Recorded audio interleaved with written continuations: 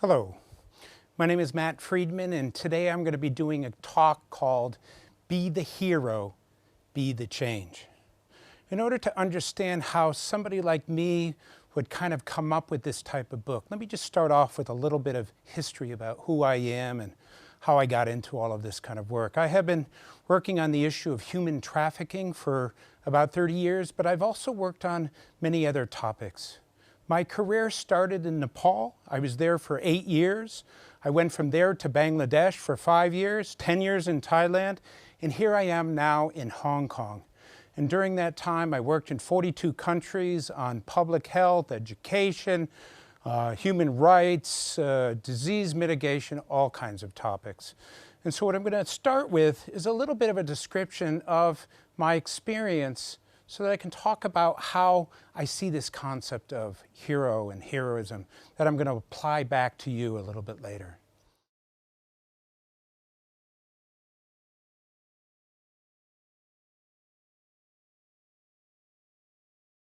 To begin with, when it comes to my human trafficking journey, when most people think about human trafficking, this is what they think about: forced prostitution, for good reason.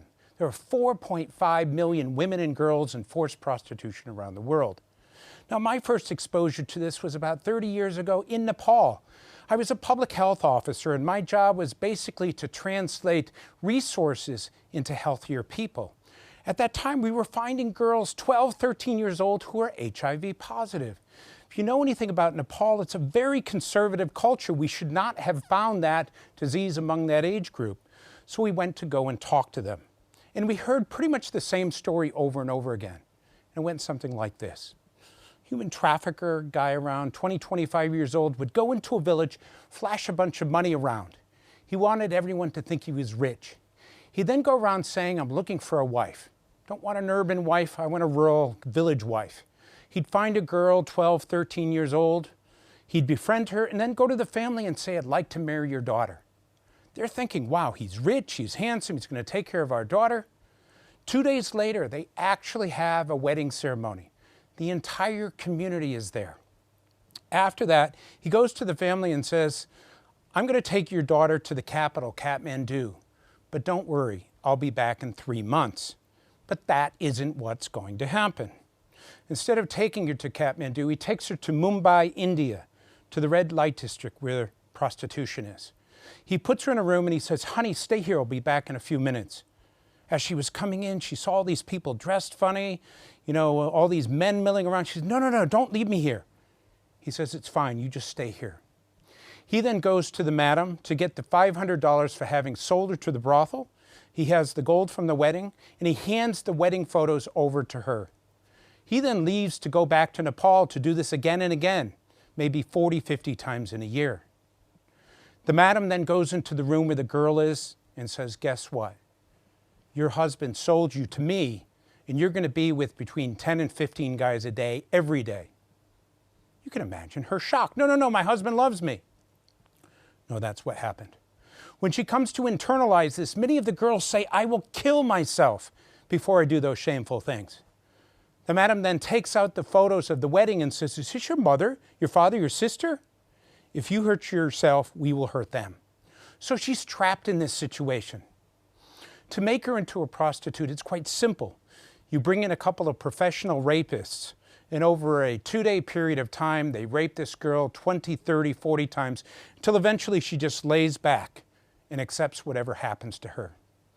After that, she's put on the line, which means that she will be with between 10 and 15 guys a day, every day, for about 2 years, till she gets what's called black eye, where she's so depleted physically and emotionally and spiritually that nobody wants her, and they throw her out on the street. If she's lucky, she gets back to Nepal. Many of them languish in India, die there.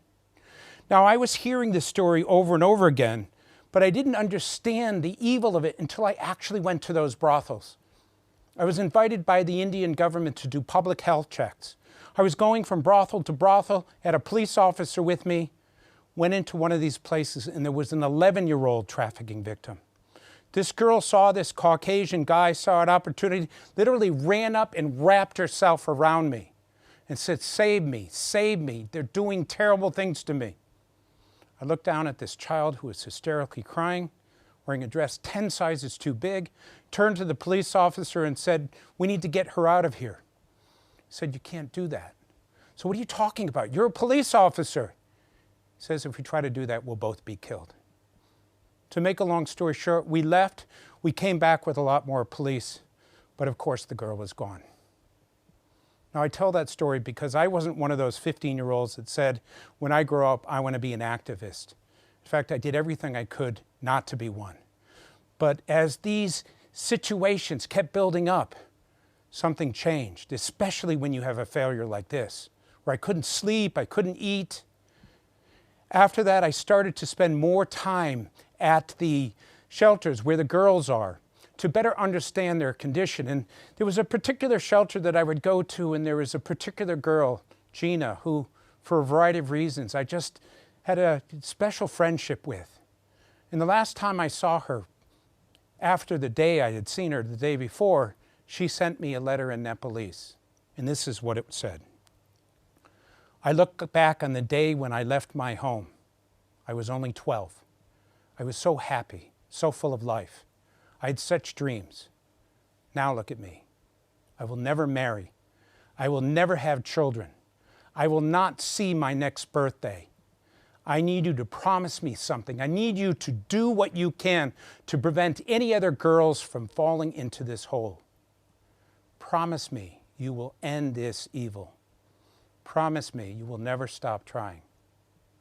I don't care about myself. I'm done. Don't let any more of our sisters go through what I went through." You can probably imagine how I felt after this. And this for me was the point that brought me from being a regular person to an activist. I crossed over a line on that day because I did what a lot of people who get into activism do, is I just surrendered to the fact that now that I know about this, I can't turn my back on it. This is what I'm going to do with my life.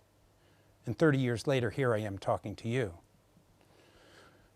So what are we up against? What is the issue that we're dealing with here? And it really comes down to a global problem as big as the pandemic that we're facing now. There are over 40 million people in modern slavery around the world. There are more slaves today than any other time in history. There are more slaves than there are Canadians. 9.2 million people enter per year, 25,200 per day, or a new slave every 4 seconds. 1, 2, 3, 4. Somewhere in the world, somebody's entering into modern slavery. So here we are. We have 40 million people in modern slavery. Just to put this into perspective, last year, the world only helped about 100,000 of these people out. See that little red line in that donut? Those are the people we helped. The blue represents the people we didn't help. 0.2%. Out of 500,000 criminals, we were able to put about 8,000 of them in jail. 0.8%. Now, when you hear these numbers, you might ask the question, does the counter-trafficking world not care? Are we lazy? Are we not doing our job? That's not the issue. The issue is this. The amount of money generated from modern slavery is $150 billion a year. The amount of money to fight is about 350,000 or 350 million, or 0.23% of that. There's about 15, 16, 17,000 people like me who are full-time addressing this against 500,000 greed-incentivized criminals. We have to follow the rules. They don't. And the last thing is awareness associated with this is very low everywhere. Very few people know about this particular topic. And if you don't know about something, you're not going to care. If you don't care, you're not going to do anything. And that's part of the reason why I do lots of talks all over the world. So as a result of this, what we're dealing with here is the problem is this big, and the result is this big. And I'll come back to this point because it's important as I talk about other issues as well. But despite everything, we also have a situation where there's good news. There are programs out there that are doing well, and I'm just going to show you one very quickly. So we were working in Mongolia, and there were these girls who would read the back of the newspaper, And there were all of these ads that said, if you're between the ages of 17 and 21, you want to work in Japan in a restaurant and see the world, contact us. So they'd call up, they'd go through the process, they'd end up in Japan. 2 weeks later, on a false pretense, they'd end up in Macau, and then forced into prostitution. They'd do that for 2 years, then go home. But because they would never get a husband and they would bring shame to their family, they couldn't tell anybody. So we knew it was happening, they knew it was happening. How do you stop it? So we got a phone, put a bunch of minutes on it, got somebody hired to answer the phone, and then we put an ad in the paper next to all those other ads that said, before you contact any of these other ads, contact us first. The girls would call up and say, do you have a job? We'd say no, but if you take these other jobs, this is what will happen. So we were able to prevent them from making a mistake. The second group of people who called were people who had been trafficked, heard about this so-called hotline, and they told us our story.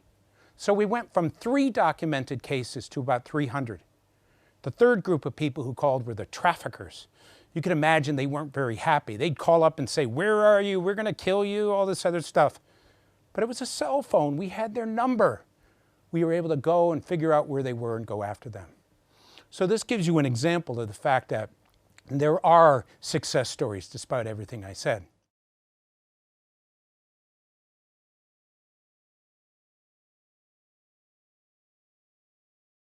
So based on all of that experience that I had over the last 30 years, I'd like to talk a little bit now about some of the things that I learned about kind of how to address the issues of the world and what do we need. The first observation I'd like to point out to you is this: the world needs our help. And it's not just human trafficking, it's pollution, it's hunger, it's clean water, it's animal rights, it's labor. Those are the global issues. But even on the local level, you have homelessness, you have mental health issues, you have unemployment, a whole variety of things. If you look around, you will see there is need everywhere. And just to put some of these numbers into perspective on the global ones, 5.5 million people die from pollution around the world each year. 783 million people without clean water. Close to 800 million people are hungry. 168 million. Look at these numbers. They're massive. And what's really important to recognize about them is that in all of these cases, we're failing. We're not coming anywhere close to being able to address these issues. Keep that in mind as we go forward. Look at the COVID-19 situation that we're dealing with now. We have pandemics all over the place. We have people in hospitals. We have potential for food shortages and so forth. Another example of need. Was anyone prepared for this? No. But is anyone ever prepared for these things? Probably not. The second point that I've learned over the years is that we don't pick our issue. Our issue picks us. I wasn't, as I said, one of those 15-year-olds who, when I grew up, I said that I wanted to do human trafficking. I tried over and over again to turn my back on that issue, but it kept coming back to me because something about it made my heart sing. Something about it was part of my DNA. And I say the same about all those other issues. For those of you who have found your issue, you have been able to get to the point where you know what it is, and that's a good thing. There's natural compassion in the world. Here in Hong Kong, you see these elderly people pushing cardboard. There was an example not too long ago where a woman was pushing this across the street in Central. The cardboard fell off. Within 3 seconds, from every direction, you saw people coming to help her. Some people were stopping the traffic. Some people were putting the cardboard back on. Some people were helping her to push it off. One person took her to where she needed to go. Nobody asked her. Nobody asked to do that. They just did it. It's spontaneous. It's a part of what we do as human beings. When we see people in need, we help them. That natural compassion is very much a part of who we are.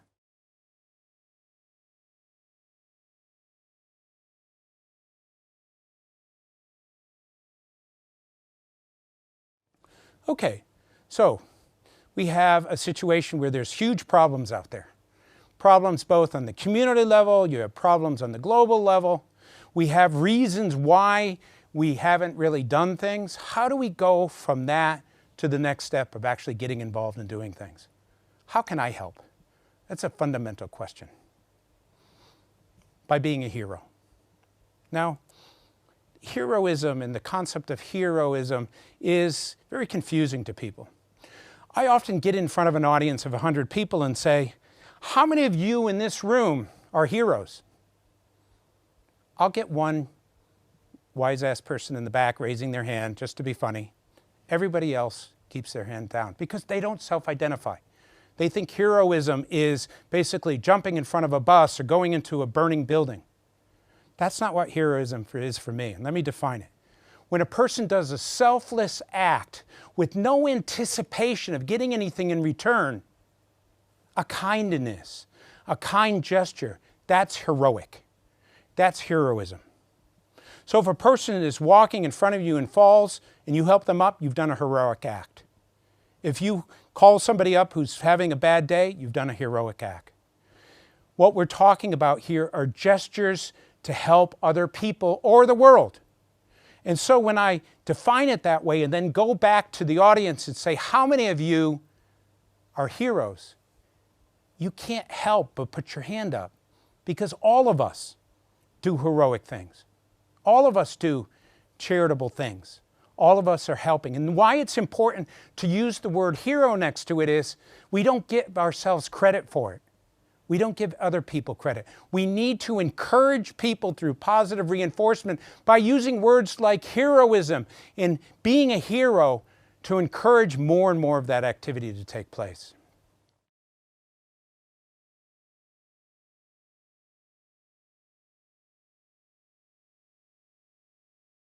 So how do we go from ordinary person struck down by velleity to a person who actually gets involved? The first thing that I want to say to you is it's extremely important to understand that you don't have to quit your job and go work in a shelter or fly to Cambodia. Many of the things that we can do are tiny little things that are small gestures, but if tens of millions of people did these small gestures, it would add up.